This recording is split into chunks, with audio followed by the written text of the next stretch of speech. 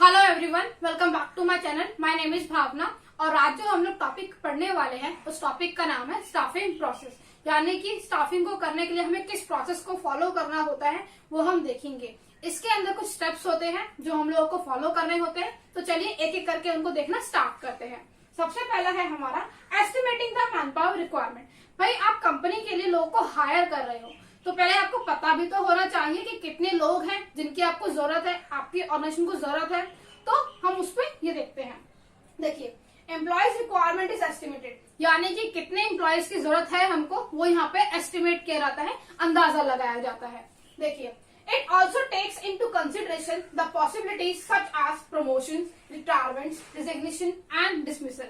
यानी कि ये चीजें भी यहाँ पे ध्यान में रखी जाती है। कौन कौन सी? भाई प्रमोशन, यानी कि कितने लोग ऐसे हैं जिनको प्रमोशन दिया जा सकता है। क्योंकि अगर हम प्रमोशन कर देंगे उन लोगों का तो जो नीचे वाली पोजीशन होगी उनकी, यानी कि वो तो प्रमोट होके ऊपर लेवल पे चले गए तो उनकी पोस्ट तो खाली हो गई ना, तो उस पोस्ट को फिल करने के लिए भी हमको लोगों की जरूरत पड़ेगी।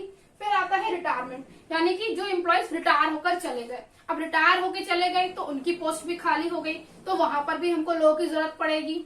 फिर रेजिग्नेशन, ऐसे कितने एम्प्लॉयज हैं जो रेजिग्नेशन दे सकते हैं, वो रेजिग्नेशन देंगे तो भी हमारी यहाँ पे वैकेंसी होगी तो हमको उसको भी फिल करना होगा। और डिसमिसल, यानी कि कितने ऐसे एम्प्लॉयज हैं जिनको हम निकाल सकते हैं। तो ये सारी कैलकुलेशन भी देखी जाती है जब हम एस्टिमेट करते हैं कि कितने लोगों की हमको जरूरत पड़ने वाली है। इसके बाद जो हमारा सेकंड टॉपिक आता है, सेकंड प्रोसेस आता है, वो है रिक्रूटमेंट, यानी कि रिक्रूट करना है लोगों को। तो यहाँ पे हम लोग देखते हैं कि हमको एम्प्लॉयज कहाँ से मिल सकते हैं और उन एम्प्लॉयज को एनकरेज किया जाता है कि वो हमारे कंपनी के लिए एप्लीकेशन दे। देखिए, it includes search of various sources of employees, यानी कि यहाँ पे देखा जाता है कि कौन कौन सी जगह है, कौन कौन से सोर्स हैं ऐसे जहां पर हमको एम्प्लॉयज मिल सकते हैं। जैसे कि आज के डिजिटल जमाने में कंपनीज क्या करती हैं, अलग अलग प्लेटफॉर्म्स पे एडवर्टाइजमेंट देती हैं, जितने भी पोजीशन उनके यहाँ पे खाली होती है, जो भी वैकेंसीज होती हैं। तो उन्हें देखना होगा कि ऐसे कौन कौन से सोर्सेज हैं जो कि रिलायबल हो और जहां पे जनरली उनको लोग मिल सके उनके काम के लिए। तो जैसे कि आपको लिंक्डइन मिल जाएगा, हायरेक्ट ऐप है, monster.com हो गया, indeed.com, ऐसे बहुत सारी अलग अलग कंपनीज की वेबसाइट है जहां पे आप जॉब के लिए एप्लीकेशन दे सकते हैं और एडवर्टाइजमेंट भी आप दे सकते हैं। तो आपको वो सोर्स चेक करने पड़ेंगे। इसके बाद encouraging them to send their application to the enterprise, आपको उन लोगों को एनकरेज करना पड़ेगा कि वो लोग आपको एप्लीकेशन दे, यानी कि आपके ऑर्गेनाइजेशन के लिए अप्लाई करें उस जॉब, वहां पे जॉब लेने के लिए। तो इसके लिए आपको क्या करना होगा, आपको अच्छे से एडवर्टाइजमेंट को पोस्ट करना होगा। उसकी जो भी चीजें होंगी वो सारी क्लियर होनी चाहिए, स्पेसिफिकली लिखी होनी चाहिए, कोई भी ऐसी चीज नहीं होनी चाहिए जो कि हिडन हो, ताकि सारी चीज ट्रू एंड फेयर वे में, यानी अच्छे से प्रेजेंट की जाए, एक ट्रांसपेरेंट वे होनी चाहिए। तो इस हिसाब से आपको करना होता है। इसके बाद जो हमारा नेक्स्ट प्रोसेस है वो है सिलेक्शन, यानी कि आपको सिलेक्ट करना है। तो भाई जितने भी एप्लीकेशंस आपके पास आएंगे तो उसमें से आपको लोगों को सिलेक्ट करना होगा और देखना होगा कि भाई जिस काम के लिए मैंने एम्प्लॉय को हायर किया है उसकी स्किल्स और एबिलिटी उससे मैच जरूर करे। क्योंकि मान लीजिए आपने मार्केटिंग का बंदा चाहिए था, आपने फाइनेंस वाले डिपार्टमेंट में से किसी को हायर कर लिया तो उसका कोई फायदा नहीं होगा, क्योंकि जो फाइनेंस वाला डिपार्टमेंट वाला पर्सन होगा वो जरूरी नहीं है उसे मार्केटिंग अच्छे से आती हो। तो आपको उनकी स्किल्स और एबिलिटी को मैच करना होगा जो भी आपकी कंपनी में पोजीशन होगी। देखिए, कॉम्पिटेंट एप्लीकेंट्स आर सिलेक्टेड, यानी कि जो भी कॉम्पिटेंट एप्लीकेंट्स होंगे उनको सिलेक्ट किया जाएगा यहाँ पे। इसके अलावा देखिए, ability of the applicant and nature of work must match, यानी कि जो भी एबिलिटी है हमारे पर्सन की जिसको हमने हायर किया है, सिलेक्टेड कैंडिडेट, और जो काम की हमको जरूरत है, उन दोनों में मैच होना जरूरी है। क्योंकि अगर इन दोनों में डिफरेंस होगा तो जिस काम के लिए हमने उस पर्सन को हायर किया है वो काम अच्छे से नहीं हो पाएगा और इसको हायर करने में कोई फायदा भी नहीं होगा, कंपनी को लॉस ही होगा, फालतू में इसकी सैलरी जाएगी और काम भी कंप्लीट नहीं होगा। तो ये चीज को अवॉइड करने के लिए हमें बहुत ध्यान से सिलेक्ट करना होता है पर्टिकुलर कैंडिडेट को उस पोस्ट के लिए। इसके बाद आता है प्लेसमेंट एंड ओरिएंटेशन। तो प्लेसमेंट में क्या होता है कि आपको बताना है एम्प्लॉय को कि भाई आप सिलेक्ट हो चुके हो और अब इस डेट से आपको आना है, ज्वाइन कर लेना है कंपनी को। और ओरिएंटेशन में क्या होता है, एक फॉर्मल मीटिंग होती है जिसमें उसको कंपनी के बारे में बता दिया जाता है और साथ में उसको ये भी बताया जाता है कि कौन उसके साथ काम करेंगे लोग, उसमें कौन सुपीरियर होगा, कौन सबॉर्डिनेट होगा, कौन उसके कलीग्स रहने वाले हैं, ये सारी इन्फॉर्मेशन उसको प्रोवाइड की जाती है।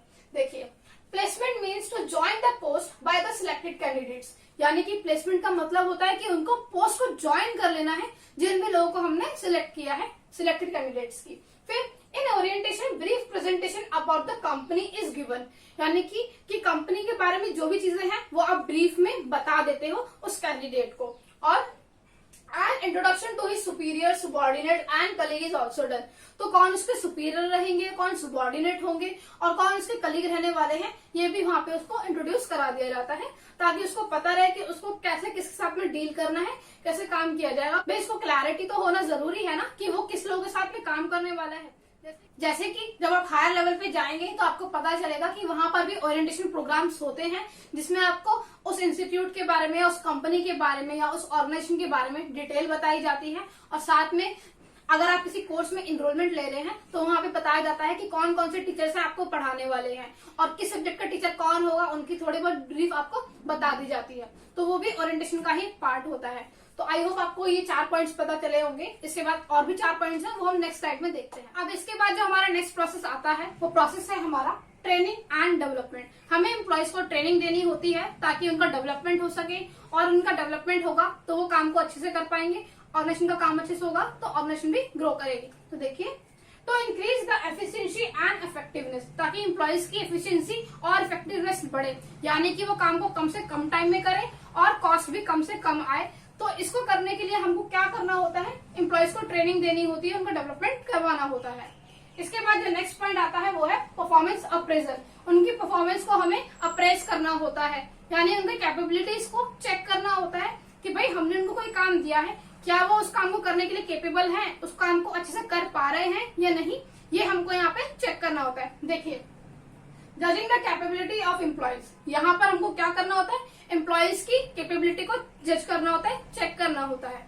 कैसे करते हैं, actual work performance is compared with the assigned work, यानी कि यहाँ पे हम देखते हैं कि जो भी हमने काम एम्प्लॉय को दिया था वो उसने ठीक से किया है या नहीं, एक्चुअली में उसने कितना काम किया है, दोनों को कंपेयर किया जाता है। यानी कि मान लीजिए कि एक एम्प्लॉय को कोई काम दिया, वो उसने पूरा अच्छे से कर दिया, यानी कि एम्प्लॉय केपेबल है, और एक एम्प्लॉय को हमने काम दिया वो कर ही नहीं पाया, वो बहाने बना रहा है इस चीज में जो भी है, तो यहाँ पे एम्प्लॉय हमारा केपेबल नहीं है, तो वो हम परफॉर्मेंस अप्रेजल के अंदर चेक करते हैं।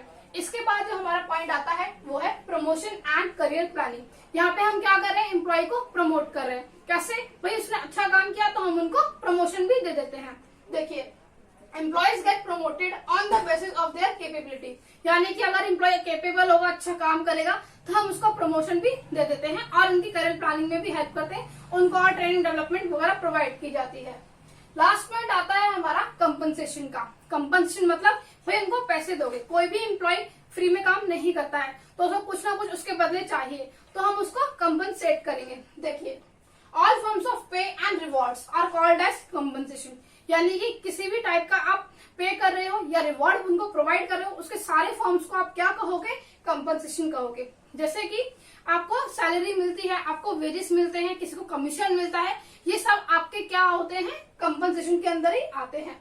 देखिए, जो कंपनसेशन होता है वो 2 टाइप्स का होता है। पहला हो गया डायरेक्ट फाइनेंशियल पेमेंट्स, जिसमें जो आपकी फाइनेंशियल पेमेंट्स होती हैं वो डायरेक्टली एम्प्लॉयज को दे दी जाती हैं, और दूसरा होता है इनडायरेक्ट पेमेंट्स। यहाँ पे एम्प्लॉयज को जो बेनिफिट होते हैं वो डायरेक्टली नहीं दिए जाते, इनडायरेक्टली दे दिए जाते हैं। अब जो हमारा डायरेक्ट फाइनेंशियल पेमेंट्स है वो भी 2 कैटेगरीज में आता है। पहला है टाइम बेस्ड पेमेंट, यानी कि हम टाइम के बेसिस पे पेमेंट करते हैं अपने एम्प्लॉयज को। पेमेंट हमारी डेली भी हो सकती है, वीकली भी हो सकती है, मंथली या एनुअली, इस हिसाब से आपको सैलरी या वेजेस जो भी होगा वो प्रोवाइड किया जाता है। इसके अलावा परफॉर्मेंस बेस्ड पेमेंट होती है, जिसमें देखा जाता है कि आपने एक्चुअली में कितना काम किया है उसके बेसिस पे ही। देखिए, नंबर ऑफ यूनिट प्रोड्यूस, तो जो मैन्युफैक्चरिंग कंपनीज होती हैं मेनली वो इसको फॉलो करती हैं कि कितनी यूनिट्स आपने बनाई है, उसी के बेसिस पे आपको पेमेंट मिलेगा। मान लीजिए कि एक यूनिट को बनाने के लिए वेजेस दिए जाते हैं 10 रुपीज के, और आपने 100 यूनिट प्रोड्यूस की है तो आपको 1000 रुपीज वेजेस मिल जाएगा। आपका कंपनसेशन का अमाउंट हुआ 1000 रुपीज। तो ये हो गया आपका डायरेक्ट फाइनेंशियल पेमेंट्स, जिसमें आपको या तो टाइम के बेस पे पेमेंट मिलेगी या फिर आपके परफॉर्मेंस के बेस पे पेमेंट मिलती है। इसके अलावा कंपनीज क्या करती हैं, और अलग इंसेंटिव्स देती हैं, बेनिफिट्स देती है, जिसमें कि मेडिकल आ जाता है आपका, यानी मेडिकल इंश्योरेंस करा दिया, नॉर्मल लाइफ इंश्योरेंस करा दिया, या फिर आपको वेकेशंस के लिए भेज दिया। तो इस टाइप के जो आपको बेनिफिट्स मिलते हैं वो आपके इनडायरेक्ट पेमेंट्स में आते हैं। देखिए, it includes facilities like insurance, medical and vacation. इसमें और भी टाइप की आ सकती है, कंपनी टू कंपनी वेरी करती है। तो इस टाइप की जो फैसिलिटीज आपको मिली वो किसमें, इनडायरेक्ट पेमेंट्स में, कि आपको डायरेक्टली इसके लिए पे नहीं किया जा रहा, लेकिन फिर भी आपको ये फैसिलिटीज दी जा रही है, इसलिए इसको इनडायरेक्ट का नाम दिया गया है। तो आई होप आपको स्टाफिंग प्रोसेस समझ में आया होगा। अगर आपको कोई भी डाउट होता है तो आप मुझसे कमेंट सेक्शन में पूछ सकते हैं। अगर आपको ये वीडियो अच्छा लगा तो आप इसे लाइक कीजिएगा, अपने दोस्तों के साथ शेयर कीजिएगा, और अभी तक आपने मेरे चैनल को सब्सक्राइब नहीं किया तो आप इसे सब्सक्राइब भी कर लीजिएगा। थैंक यू सो मच मेरी वीडियो को देखने के लिए।